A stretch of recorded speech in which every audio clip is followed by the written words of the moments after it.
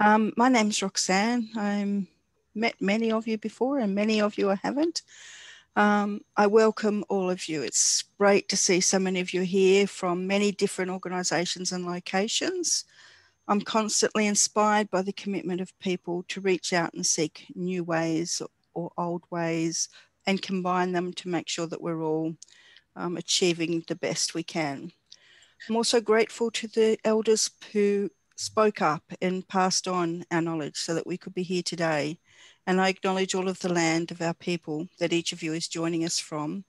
Our connection to country is still strong and powerful. I pay my respects to all the elders, past, present, and emerging, and especially to the Bundjalung people who enable me to live on this wonderful country that I'm on. Mm-hmm. Today we'll be recording. If anybody has a problem with that, please let us know. It's just that we thought we might record it so that people can look at it again, or we could put it up on the internet so people can view who couldn't get here. Today we're really grateful to be joined by Tracy, and she's going to talk to us today about incorporating native foods for better nutrition and health outcomes. Eating with deep listening, healthy eating to keep your minds, bodies, spirits, and culture strong. Tracy is a Gamilaroi woman, dietitian and nutritionist, beauty therapist and founder of Wattle Seed Nutrition, Health and Wellbeing. Wattle Seed Nutrition is a 100% Aboriginal-owned business based on Queensland's Sunshine Coast. Tracy is also an accredited Wayapa work practitioner. Correct me if I'm wrong with the pronunciation. Wayapa is an earth connection practice that is based on ancient Indigenous wisdom that focuses on taking care of the earth as a starting point for creating earth, mind, body, spirit well-being. Tracy takes a personalised, holistic and culturally centred approach to foods, food systems and environments, meal patterns, eating habits, health and well-being. Tracy believes that knowledge is power and that part of her role is to help pass this on. So I'm sure you'll all enjoy Tracy's session today. If you can all remember to mute when you're not talking, that would be really helpful because it stops feedback. And thank you all for taking the time to be here today. Tracy, I'll hand across to you. Oh, thanks so much, Roxanne, for the invitation and the introduction. And hi, Yama, to everybody who is attending today. I've had a look at the list of people who've come along, and wow, they've got a few deadly mob in there. You all look, so it's great to be here. I'm really quite honoured and privileged to be joining you all. So thank you. Like as Roxanne said, I'm just going to have a little bit of a yarn today about eating with deep listening and how we can, healthy eating and living can help keep our minds, bodies and spirits and cultures strong. Before I begin though, I'd too like to acknowledge the traditional custodians and owners on the lands upon which the CRE Stride work campuses or buildings are located on. I'd also like to extend that respect to the Gubbi Gubbi Kabi Kabi peoples whose lands I'm presenting from today on the Sunshine Coast in Queensland, and also pay respect to elders past, present and emerging, and also extend that respect to all of you who are attending today and the lands upon which you're on today as well. So what I thought I'd have a bit of a yarn about today, which I tend to yarn about quite a lot, is I'd like to sort of go through and have a bit of, I looked at who we've got on here, and I noticed there's quite a few who are working within the health system and also, researching in that area as well. So I've tried to keep the content broad enough to be able to sort of, be of interest and hopefully helpful for everybody that's attending. So it's not specific dietetics, but like it's not specific for dietitians, not specific for health promotion, but it's kind of broad enough that hopefully you'll be able to all take something away from it and be able to have that strength and put it back into practice as well. So I'd like to have a little bit of a touch base on what current food intake looks like in Australia. I tend to not focus too much on what Aboriginal and Torres Strait Islander food intake looks at, because it can be a little problematizing. However, because there's some areas in the tables that we've got there that, you know, we're eating better in, and some that aren't doing as well in. But overall, as a population society in Australia, we can all do better, to be honest. So this kind of can apply to everyone that we are providing services or research or, you know, any kind of practice with as well. I'll also point out though with that there's factors to consider, and I like to point that out because I noticed that, you know, there's people who's working in health promotion in here as well, and we know about the social determinants, everything like that, but I'd sort of like to touch on, you know, there's a lot of cultural determinants in there as well, and that's something that underpins a lot of the work that I do, because I tend to look at, even though I'm a dietitian, I tend to look at things quite holistically and look at our food systems and our cultural determinants as well, to make sure that I'm delivering as cultural responsive care and programs as I can. So that's what we'll touch on, you know, the strengths of culture as well, and how it can, you know, improve our overall health and well-being. I'll have a look at healthy eating and comparing, you know, ancestral ways of eating to modern days ways of eating and living. And I'll have a few tips there on healthy eating as well, but I'll also run through and give you a little bit of an overview of some different kind of, you know, go-to bush foods that I always kind of utilize in a lot of my workshops or in practices, because most of them are quite easy to access or grow. I'm very big on food sovereignty, specifically Indigenous food sovereignty. So I will touch on that a little bit as well. But I've also just let Roxanne and Karen know that I'm going to send as a little, you know, steak knives part of this presentation out to you all, 2 recipes for wattle seed damper that I usually make a lot, and also a really nice plant-based soup. So you can actually, and I'll give you a link to where you can actually buy the ingredients as well that are supporting Indigenous-led enterprises as well. Another big thing I'm an advocate for. So I'll send that out to you as well, so you can all go and try it and, you know, really have that immersive experience out of all this, because that's what it's all about. So as Roxanne mentioned, I'm of a matrilineal line of descent to the Gamilaroi Nation. My ancestors were born here between Coleandabri and Mungandai on the Barwon River. I was born and raised though on Cooma country out in St George, and I now live on Gubbi Gubbi, Kabi Kabi country up here now on the Sunshine Coast in Maroochydore. I'm an accredited practicing dietitian and nutritionist. So I do a lot of community-based work and consultancy. I'm also a beauty therapist, so I do skin nutrition, and so it's I touch on a lot of things.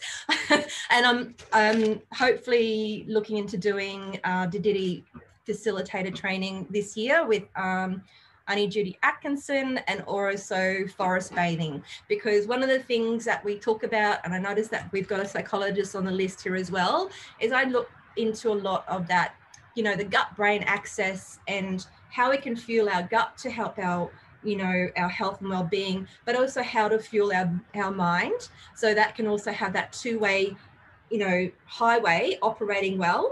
And I also suggest that including our traditional foods is like our spiritual roundabout, to make sure that traffic travels well between those two-way highways. So that's how I sort of tie it all together. If you know any artists that can illustrate that for me, that'd be great, because I'm trying to have a visual. So this is kind of a little bit about, give you a bit of an insight of what drives me in my approach and what I share, so that, you know, we can all contribute to that positive change. I'm also a board director for Dietitians Australia. I was elected for them last year, and I'm a mad traditional. Oh, Karen, you just need to pop yourself on mute. Thank you. And I'm a mad traditional foods and healing practices lover. So, and big advocate and supporter of self-determination, strength-based approaches, and food sovereignty, particularly traditional food sovereignty. I'm also very, very proud to say that I'm a line of descent of, you know, the oldest living scientists, the oldest living people that work in sustainability, oldest living engineers, oldest living healers, and also the oldest living nutritionists. I always wonder, and I think about that, you know, when we look at the foods and our foods that we know now and the knowledge that we have about them, and I acknowledge the resistance and resilience and thrivance and survivance of our ancestors and old people to hold on to that knowledge so that we can actually have that and share that with our future generations. So that knowledge, we can honor them for that, doing that, and we can pass it on to our future generations. So that's something I always like to pay respect to, and why I feel very humbled to be in this position of being able to share this with great humility and respect. So we've all kind of seen the dietary guidelines, I'm pretty sure. We're pretty familiar with them. They're up for review at the moment. So just putting it out there, if you'd like to have some input on that, if you've ever used them as a reference point or anything like that, and you want to have some input into, you know, how they are going to be reviewed, please do so. They are on the NHMRC at the moment. It's still open. I'm encouraging everybody to have a look and make their contributions with that, because that's how we can all influence positive change.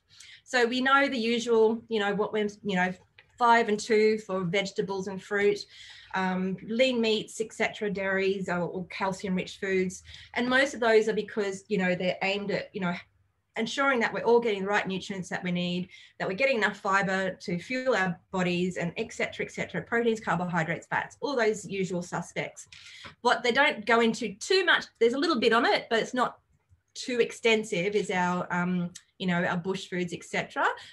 It is great. They have some insights. The Canadian food guide really looks into the cultural aspects of food guidelines as well, which is really great, and something that I kind of look at as well with positive looks. And, you know, we also know that, you know, discretionary foods are extra, that, you know, keeping them to sometimes. However, when we look at what we're actually eating and the ways that we're eating now in like all the different life stages, you know, generally eating enough, you know, folate and iodine, but not even enough the usual suspects, vegetables, fruits, grain foods, meat, etc. And there's too much salt being consumed, too much saturated fat and trans fats and added sugars, not enough calcium, which is quite alarming for our young ones as well, especially when, you know, they're going to think about bone growth, and not enough iron, which is concerning too, and not enough exercise or physical movements, and we're eating too much of those sometimes foods. Same sort of scenarios happening with the adult age group, you know, between the 19 and 50, which if it continues that way is, you know, concerning. So the factors though to consider with that, I know there's, I tend to look a little bit broader than just individual behaviours and those driving factors, and I like to look at those external factors, those systematic or systemic factors as well, which are, you know, big influence on especially First Nations peoples of Australia's ways of eating. So it's not really a choice. Sometimes it's kind of doing the best what can with what you've got. And, you know, there's cultural, social networks, history, racism, you know, socioeconomic disadvantage, psychological distress. All these things are, you know, contributing to that as well. And, you know, but there is a desire to retain cultural identity, and, you know, it can have positives and negatives with that as an impact as well. And strong social connections can be also considered a positive and sometimes disruptive behaviour. And there is a, you know, that separation, you know, that exists between Indigenous and non-Indigenous social connection and network. So if you look at Reconciliation Australia's barometer, that can sort of provide a little bit more insight of where that is as well, and a bit more of evidence there to support this as well. So it's a bit broader than just individual behaviors and choices is what I'm trying to get at us here. And it's really important, I think, that when we're working within this space and, you know, one-on-one with clients or in research or implementing interventions, you know, to look at those broader factors and to be able to look at the strengths to be able to support, you know, that change. We've also got to contend with these days, you know, young people and media. You know, our kids are like one of the most prolific users of social media due to living in remote areas, etc. as well. And that has this influence that goes with it of, you know, that cultural ideal that only thin is beautiful, and it promotes body image issues as well, and it reinforcing the, you know, importance of money, consumerism, etc. So there has been some research on this, because I've also delivered training to facilitators of you know, leadership groups, like for youth, you know, both with Girls Academy and boys as well, and, you know, letting them understand that this media influence is a big issue. And also for, you know, adults as well, like we're constantly bombarded by this ideal of what that should be looking like. And there's literature as well about that being a white ideal and that being further problematizing as well. So it's just I think, sharing that awareness of keeping that in mind when you are having conversations and doing interventions too, just to create that holistic insight, I suppose, so you can deliver a good approach.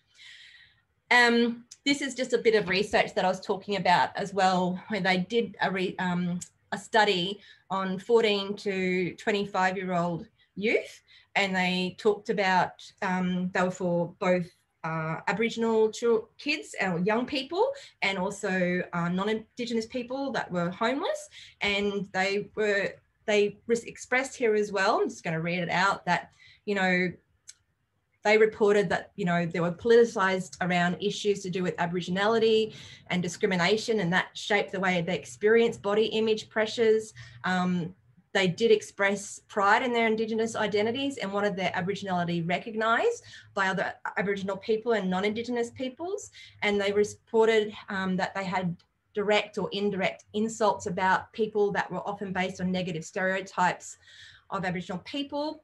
It's great that they had that insight and maturity to realise that there's that mainstream adherence to culturally narrow perceptions of beauty were quickly identified with that they quickly identified with African American culture and role models from communities. There is pride in Indigenous bodies. However, it appeared to be difficult balancing that pride between belonging to family and community and also distancing yourself from negative stereotypes that are associated with being Aboriginal.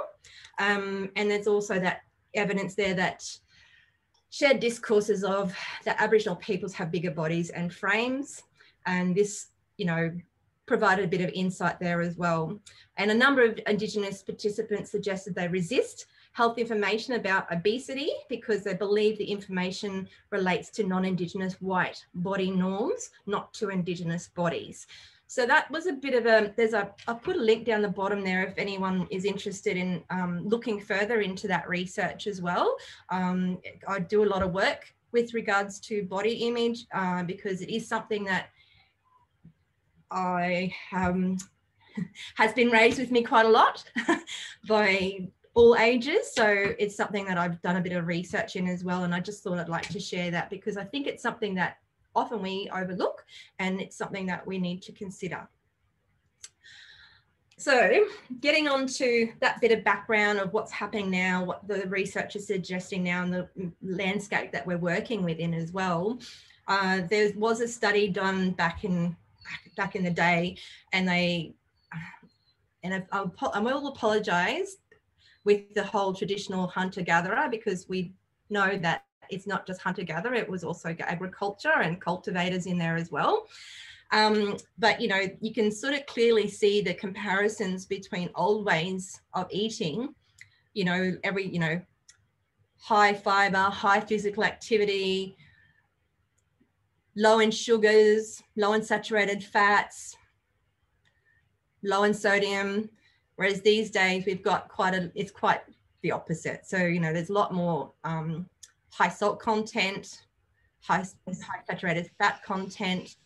People aren't moving as much as more, they're eating more than they need to meet their energy requirements, and sugar intake is high as well. This is my dad joke, so you all have to laugh at this. So this is our, you know, our ancestors' fast food. So, you know, you had to go fast to get the fast food. You know, they either had pads for paws, I'm not going to say hooves, or wings or fins, and you had to go fast to get them.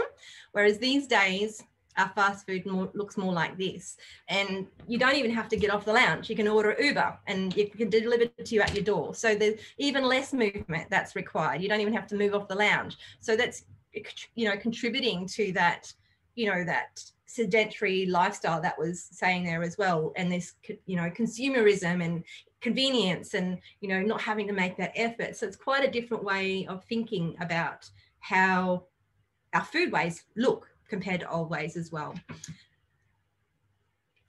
But I always like to sort of highlight as well that, you know, despite all of that, you know, despite those intakes of food and despite what we looked at before with, you know, how we're currently eating, etc., one of the things I always like to consider or put at the forefront when I'm either, you know, providing care for clients or doing programs or workshops or any of these kind of chats as well is, you know, highlighting the importance of recognizing and respecting and drawing upon the strength of Aboriginal and Torres Strait Islander cultures and their bush foods and those traditional ecological knowledges. So, you know, land is it's significant. It's not separate to, it's part of. And knowing that having separation from that for various other factors can actually influence the brain happiness, which we know links to tummy unhappiness as well. It's a balancing act. If one's out of whack, unbalanced, the other one's going to be out of balance. So it's about considering that as well. And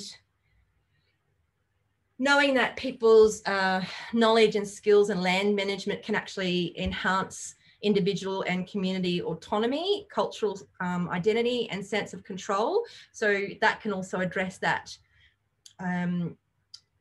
you know, feeling of helplessness, which impacts on your social and emotional well-being. So, you know, having that recognition there and highlighting that as a strength can actually support some level of feeling of, you know, control. And I think that's where I'm a big supporter of, you know, sharing ways of how we can actually grow these foods ourselves, whether you have a land or you have a studio or an apartment. There's ways that we can actually do that to fuel that spiritual roundabout that I was talking about as well with our food and our culture and that food sovereignty.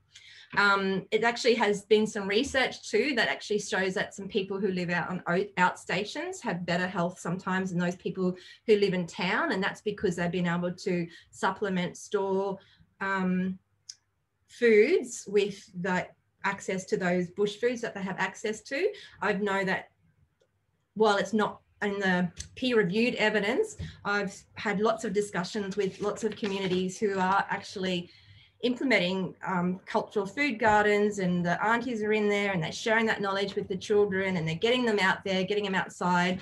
Man and Greet is a great example. There's a couple of communities in Northern Territory. So there's lots, those are really great strengths that are actually having really positive outcomes, despite the fact that they aren't research driven, they're actually community driven, and they're having really positive outcomes.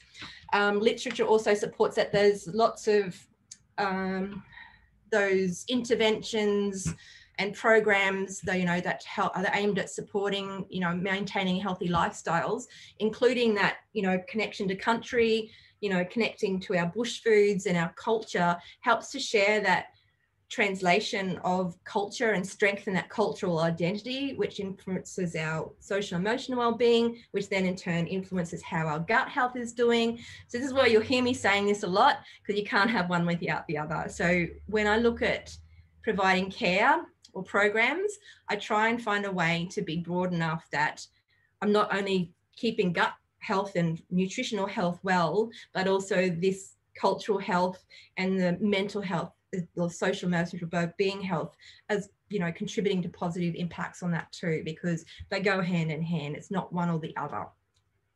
And having that connection to country, etc., is really, you know, shown to have some really positive impacts in that space. And also the role of culture and its influence on diet. And there's been some research that has shown that when research participants who took joy in eating traditional food associated this with family and culture. So at the moment we have like this, a lot of urban shift with, well, it's been going on for a while now, where we've got a lot of people who are moving from more of the remote areas to more of those urban areas. Like there was, oh, I can't remember the year, about 2017, I think it was, there was a bit of a research there that was showing that even the Southeast Queensland region was like the fastest growing region now proportionately in Australia of Aboriginal and Torres Strait Islander people moving here as well. So you've got a lot of people who aren't living on their traditional land, yet they're still having, so that contributes to missing that feeling of being connected to home and culture, and being able to sort of connect with that or soothe that with access to traditional foods and cooking programs, etc.,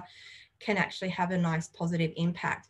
So that's something that research has shown, but that's something that I've sort of witnessed anecdotally when I used to work at the Institute for Urban Indigenous Health. I did a lot of stuff with the Work It Out program, and as part of that I used to always bring in bush foods and include that in with what we were doing with what foods we were cooking.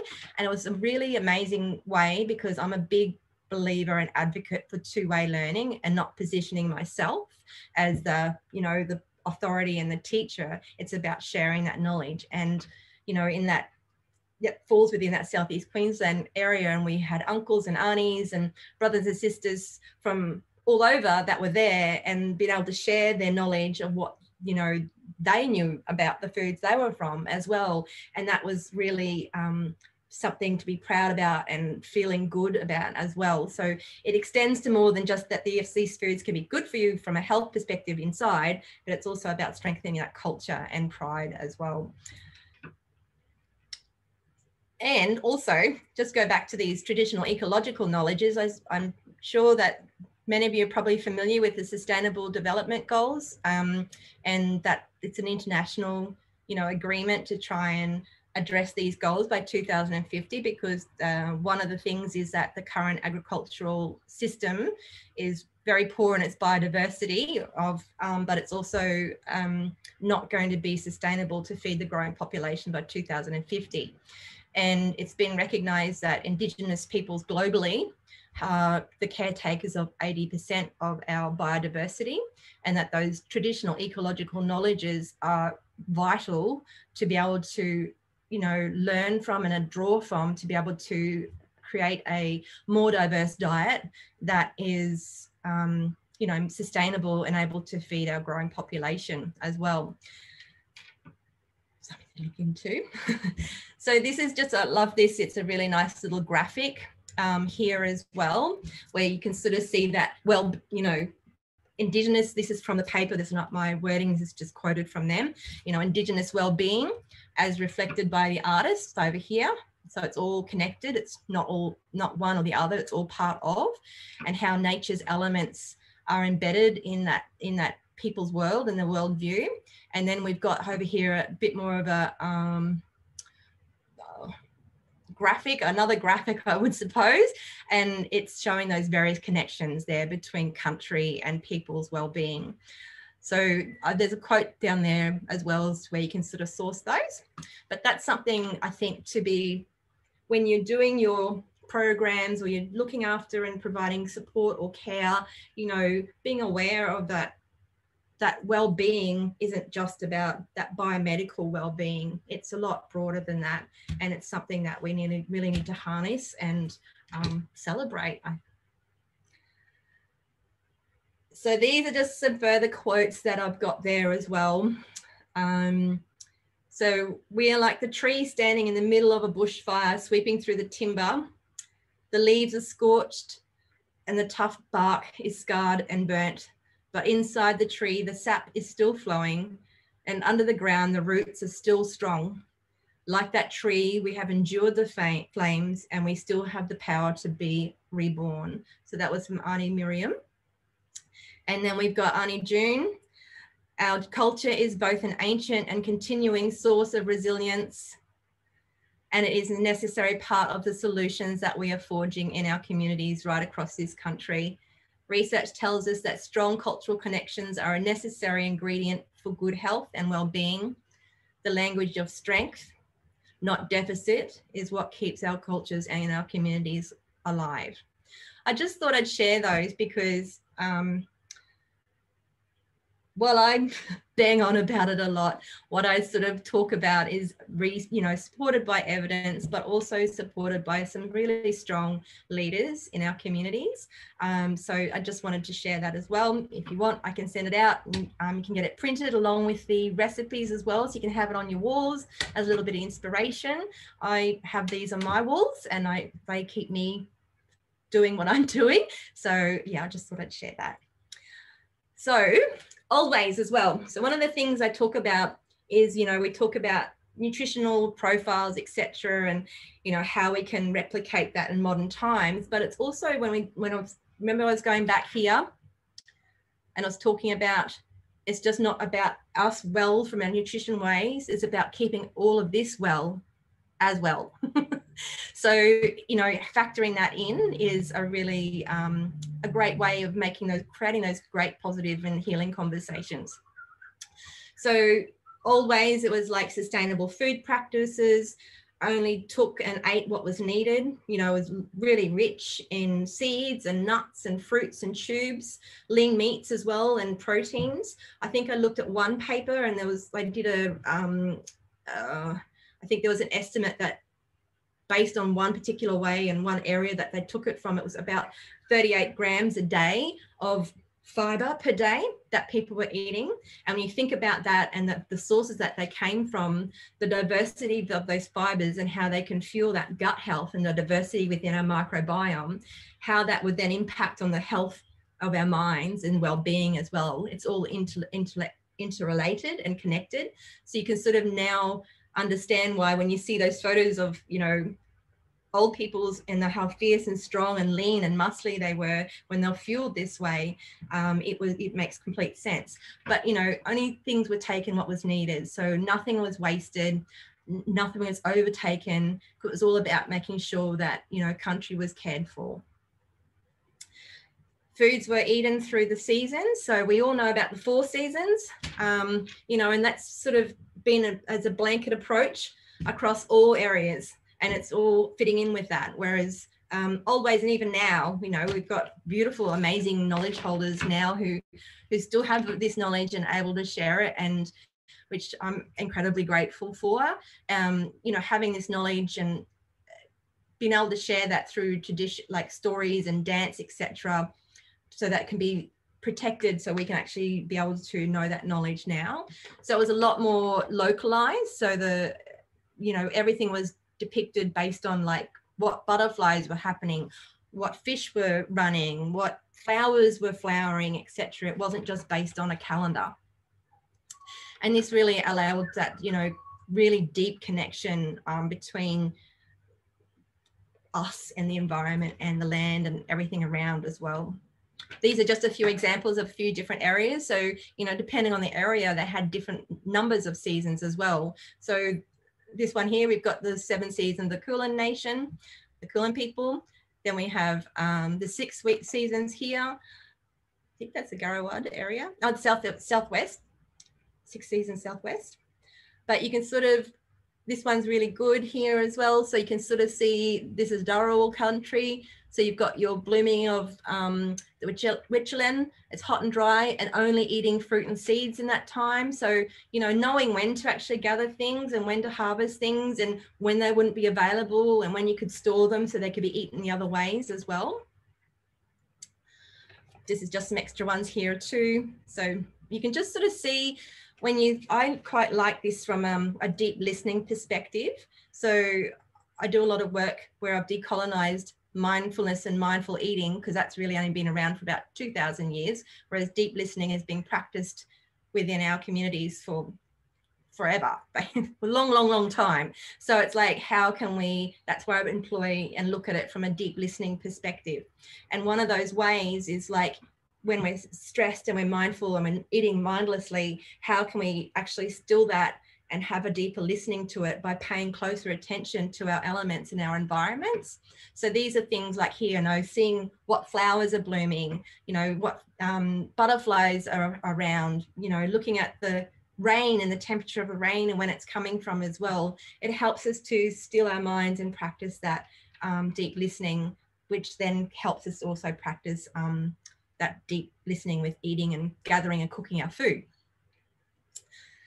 This is just another one. If you want to have a look at any of these calendars, the CSIRO has done a lot of research with a number of communities, and you can actually just see how in depth these are with and the knowledge just blows me away of how intricate it all is and how detailed it is. And to be able to know this even now is amazing and something to be very proud of as well. So that's something I encourage you to explore if you're interested in that. A lot of those seasonal calendars, for me, my ancestors are from Gamilaroi land. I'm actually doing a course at the moment in Gamilaroi language. So I'm very, very, very, very privileged to have an auntie and uncle share this knowledge with me as well. So one of the things there is being able to, pay attention again to where the stars are in the sky and how that relates to where you can actually collect food. There's interesting thing here as well. So you can sort of think about all those local communities, but the trade routes, those ancient trade routes covered vast areas of Australia. And part of that too was, there were festivities that were part of those trade routes, which were actually tied to food harvest. So some of those examples were things like, where have we got here? There were trade meetings held on the Murray River. These were often tied to collecting tarp or lerp, which is a carbohydrate secreted on eucalyptus leaves by plant-eating insects, and it was prized for its sugary taste. There was the eel harvest as well, which is of the Budjbim cultural landscape, and it's a sophisticated aquacultural system that's believed to have supported, that population there as well.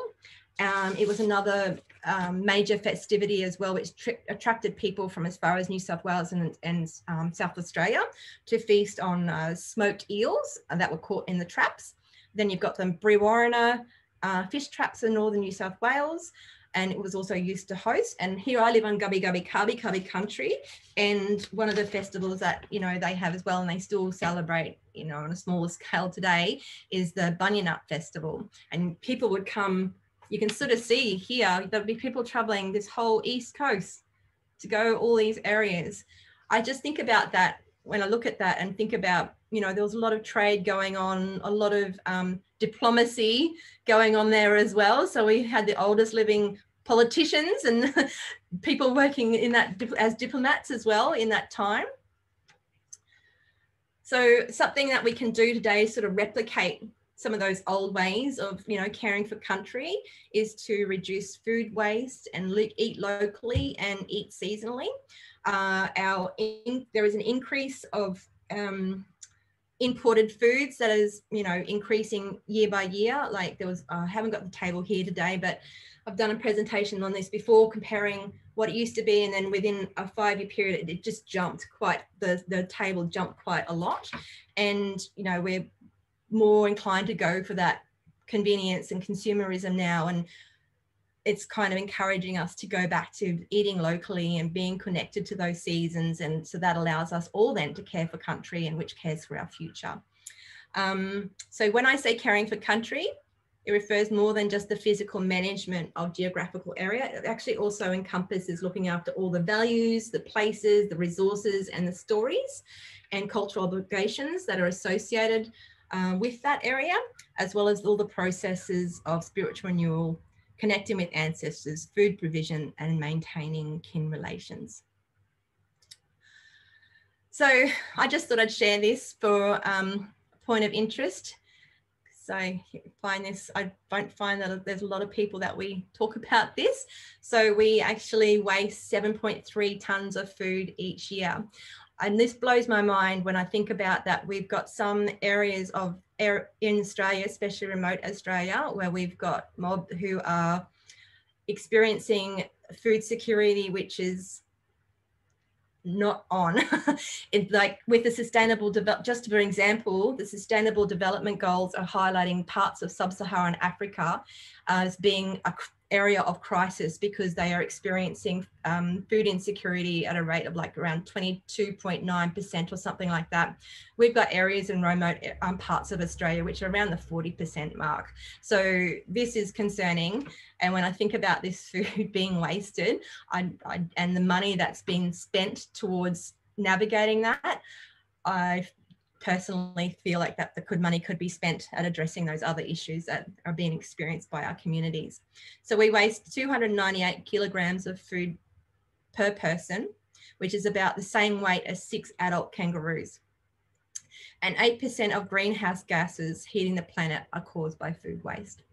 So when they're talking about those concerns about not being able to feed the population by 2050, it's not just our agricultural area.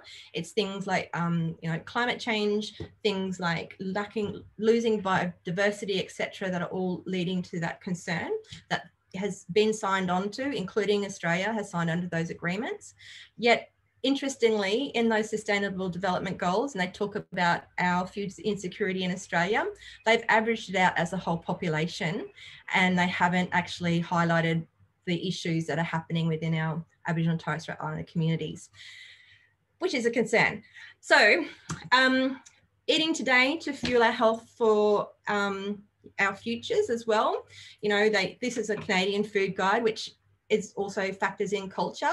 But, you can sort of see here when you think about what I was showing before with the traditional ways of eating, it was quite high in fiber, lots of vegetables and fruit, lots of grains and nuts and seeds, lots of lean meats and proteins, etc. And water obviously would have been the drink of choice, unless, you were fermenting some of the flours in some water and having a bit of fun with that. But fueling our gut this way as well can help to, support a healthy and happy gut. So it helps with that gastrointestinal integrity, helps prevent digestive disorders, helps to, prevent constipation, gives you that excellent sources of fiber, which helps to fuel our guts because they're prebiotics.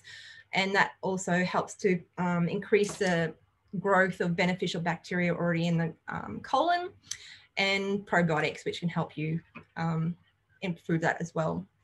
So I'm pretty sure you're all probably familiar with Dark Emu and Uncle Bruce and the work he does. I was really fortunate last year to I've met Uncle Bruce a couple of times, and really fortunate last year to sit in a group where we were listening to Uncle and the manager of his farm talking about native grains and all that sort of things, and the amazing, incredible research that's been done in that space showing the nutritional composition of those grains and the fiber content and the protein content. It just blows my mind. They're so amazing. But pretty much all of our bush foods are packed full of, renowned for being packed full of nutrients and vitamins. Interestingly though, because of restaurant industry, etc., a lot of our foods have been quite exoticized, which means that while they're being grown and they are out of a price point for many of us here able to access. And also it's like a $20+ million industry at the moment in Australia, the bush food and botanicals industry. And the last time there was a report, which is a bit hard to get hold of, but it was reported that there's been less than 1% of that being represented by Aboriginal and Torres Strait Islander enterprises. So that is something that is trying to be addressed, and there is concern there about traditional ecological knowledges and biopiracy and things such as intellectual and cultural property theft, etc., being needed to be addressed. So it's being mindful about that.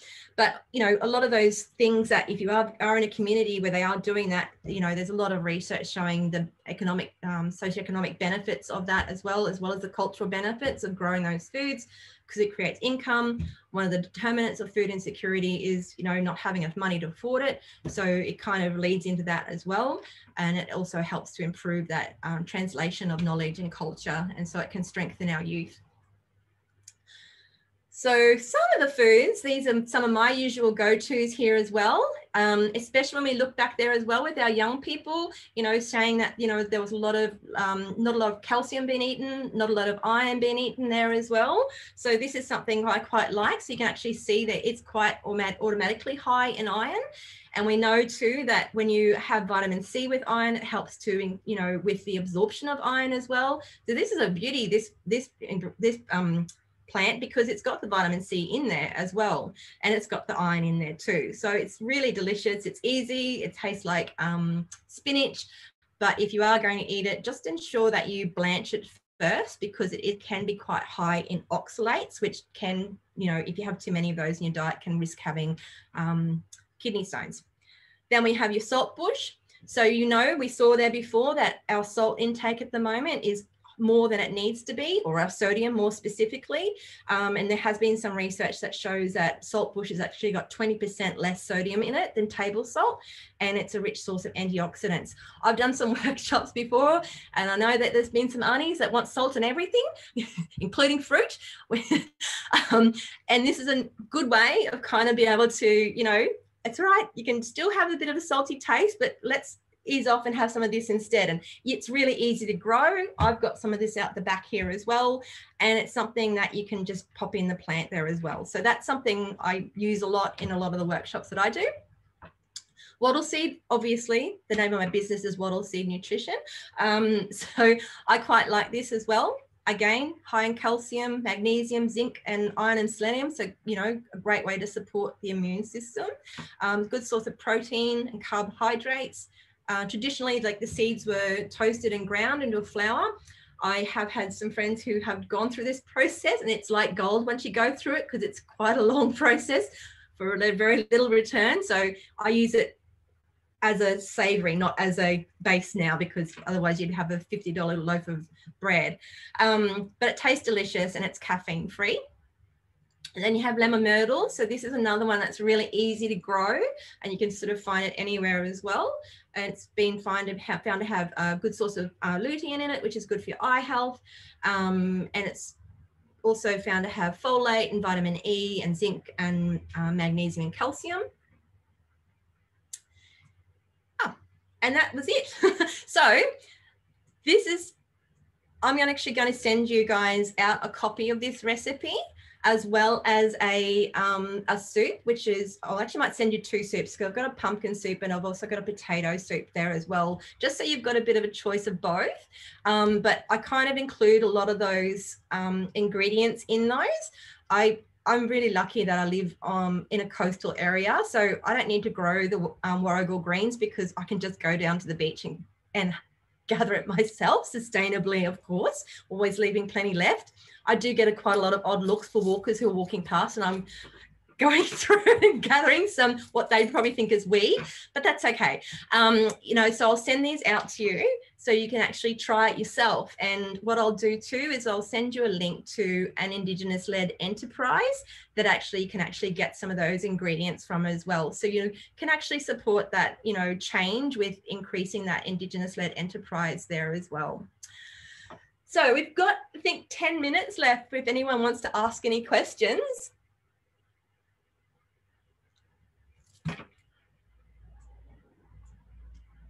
Did you want to jump in, Roxy? Or yeah, people might even want to contribute to the conversation, because I know a lot of you have a whole stack of knowledge that, you know, you might be able to share with us about what you're doing in your communities. Love that.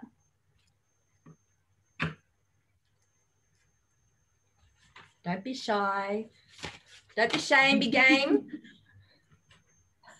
Tracy, it's Yvonne Cadet James here. Just wanted to thank you for a great presentation, and to remind us of, you know, how we used to live, and also appreciate how you can give us some tips on how we might actually recover some of that interest again in contemporary society.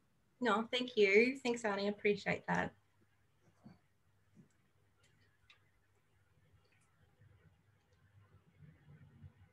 That's it. I can see Auntie up there in Tyann King and Belinda Jacks was nodding away there. I'm sure you'd have something to contribute there, Arnie. Come on, I can. Okay, I won't put any pressure. Oh, I've got a question. It's Deb Askew. What do you do with your lemon myrtle? I've got a big tree and I'm not quite sure what to do with it. Oh, hi Deb. I hope you were at UQ. That's where I started my PhD at UQ. I'm on extended leave though. There's so many ways that you can use lemon myrtle. Like if you just want to pick it fresh off the plant, you can actually put it in a tea with some ginger. That's one of my favorites as well. You can actually dry it. So when I dry it, I usually have a branch and I'll just hang it somewhere so in it's sort of a shady sort of spot so it air dries, and then you can actually get like a what do you call those, the herb sort of grinder things, kind of make it as fine as you like. You can make a cheesecakes with it. You can, there's so many things you can do it. I think one of the soups I've got in there has actually got lemon myrtle in it, so stay tuned with that one. I'm in the process of compiling a recipe book because I've been collecting them over the last year or two. So once I get it up there as well and my website's up to date, I'll share it out there with you guys as well. But pick it up and pop it in a tea with some ginger. It's a really great way and it tastes delicious. And then you can cool it down, have iced tea. Yeah, I have iced tea all the time here. It's absolutely delicious. Yeah, I put some into a lemon ginger cordial I made, and that was good. I was wondering, there's a limit to how much cordial you want. You made your own cordial? Oh, sorry. It's a great flavouring in ice cream too. Absolutely. Oh. You can you make some biscuits as well. You can have some biscuits with it as well. You can actually, oh gosh, I've actually had a bit of an experience where I've used some lemon myrtle and lemongrass, and I've kind of made it and included it into almost like a Thai flavoured dish as well. So if you're wanting that sort of Thai sort of flavour, but a bush food version of it, that's a nice little way to have a bit of an experiment too. So you can use it like sweet lime leaves. Yeah, absolutely. You're all over it, Alison. Well, yeah, thanks a lot, Tracy. I'll be more adventurous with my lemon myrtle tree. Yes. Tracy, I will say something before you go, Bob. That was a great presentation. We really enjoyed it. And look forward to the soup recipes. Yeah, I'd like, if you on social, send it through. So send it through to Roxanne, and I'd love to see the photos of it. Can show me what your creations have been. I always love to see that. It makes me happy. Thanks, honey. Can I just ask a question too, Tracy? Hi, it's Kerith. I'm a dietitian from down in Newcastle. Thank you for the presentation. Yep. I'm just really interested in how you advise people from wherever they are about knowing which foods are accessible, where to go for information about what is appropriate and not in terms of gathering food. Yeah. Yeah. Thanks, Kerith. That's a good question. I've been asked that quite a few times. So one of the things I find awesome about this as well is if you are working in this space, or you have someone that comes in who isn't familiar, who wants to understand more, like a client or whatever, my first advice as a practitioner would be to connect with community. And like either they might have a help organisation that can point you in the right direction, or they might have a land council that can point you in the direction of someone who actually holds that traditional ecological knowledge and that cultural knowledge as well. I live on Gubbi Gubbi Kabi country, for example, right? And I'm from southwest Queensland, so what grew out there doesn't grow here, and there's laws, etc., that go with that. So my totem is emu. I can't eat that. But what I would suggest is getting connected with that local area that you're living on, and actually finding out from the people who have got that knowledge. And so you've got, and creating a bit of a diary of what is available and what things are in season when they are in season. So I know here on the coast, there's a certain flower that will run, and that's when the mullet will flow. There's other things that happen as well, but I've, you know, sitting with deep cultural humility and listened and learned and asked, and to find that information out so that I can know it now.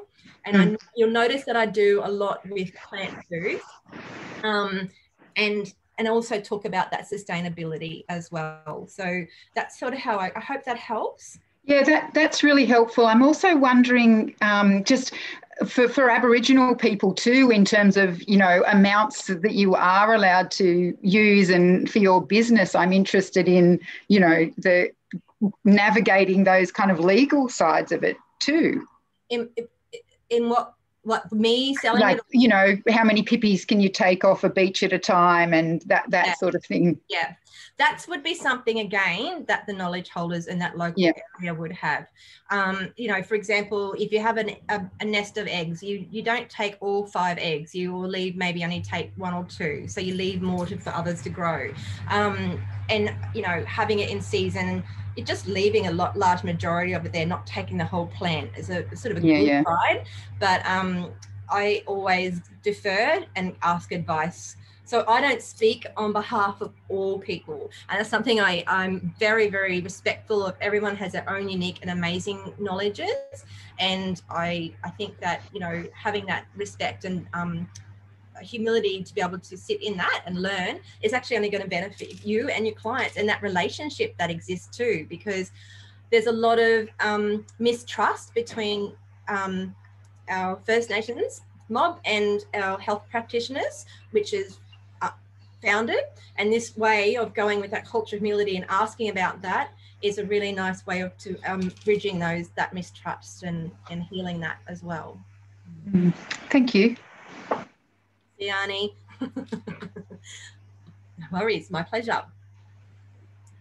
I'm still learning even now. Like I'm still learning. I every time I do a workshop with some people, last year my running joke that I had over 100 people in my kitchen last year, and I saw them more than my own family, because I was constantly doing workshops. But, you know, I did one with Kuta girls, and, you know, I'm constantly learning as well. And also, you know, asking permission that it's okay that I share that, and, you know, what I can share and not as well. So it's constant journey of learning, but it's amazing. And the ripple of change is a really positive impact.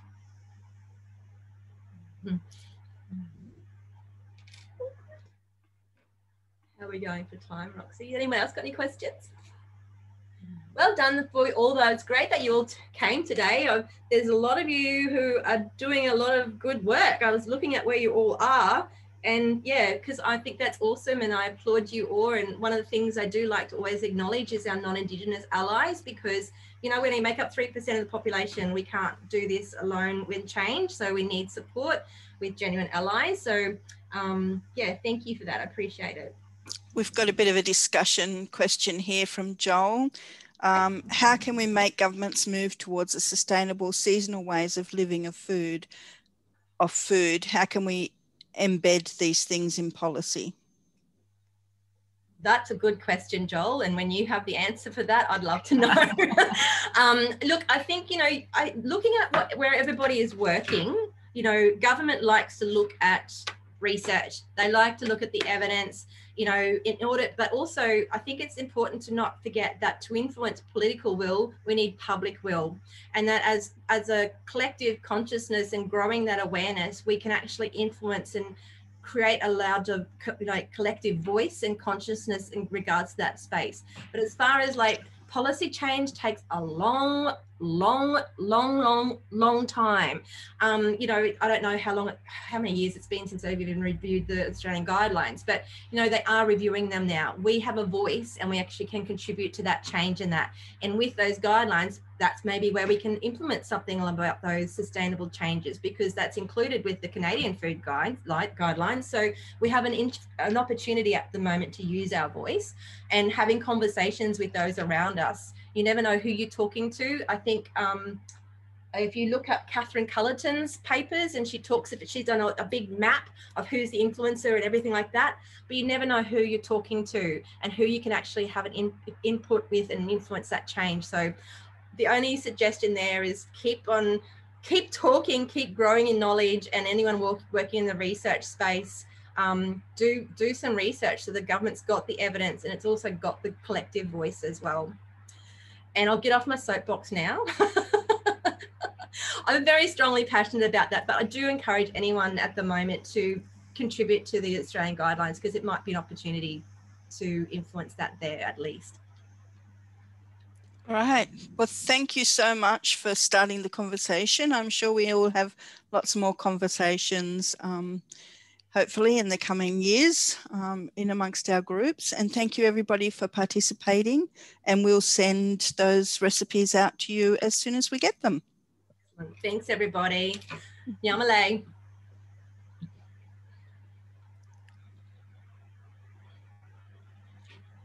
Bye.